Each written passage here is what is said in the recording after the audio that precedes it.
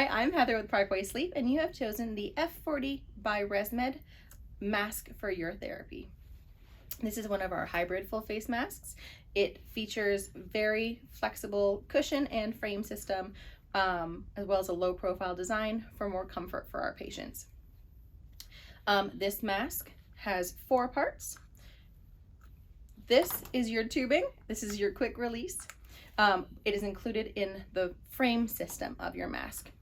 Any tube you have will fit the bottom of this, so you can use any tube, any machine, and still use this mask. The other parts of the machine are the mask are the cushion, which with this being such a flexible mask attaches a little bit differently than most other masks. The frame system here, and then the fabric headgear on the back.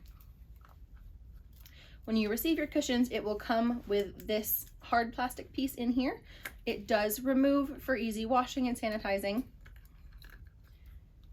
You just pop it right back in, and there's a little seal it sits in. To put it back in your frame system, you will line up your little notches with the holes in the frame system, and you'll just put them through until they come out. And then with your quick release, you'll just attach it back on the front of the mask. For cleaning, you will wash this pillow daily with some antibacterial hand soap. Dial is what we normally suggest, or if you have some skin sensitivities, you can use non-scented baby shampoo. You'll just take the pillow out, or the cushion out, and you will rub it in your hands with that soap, get any debris, any skin oil off of it, so that way you can get a good seal at night when you go to put it back in. Once a week, the entire mask will get washed, including the headgear and the frame system.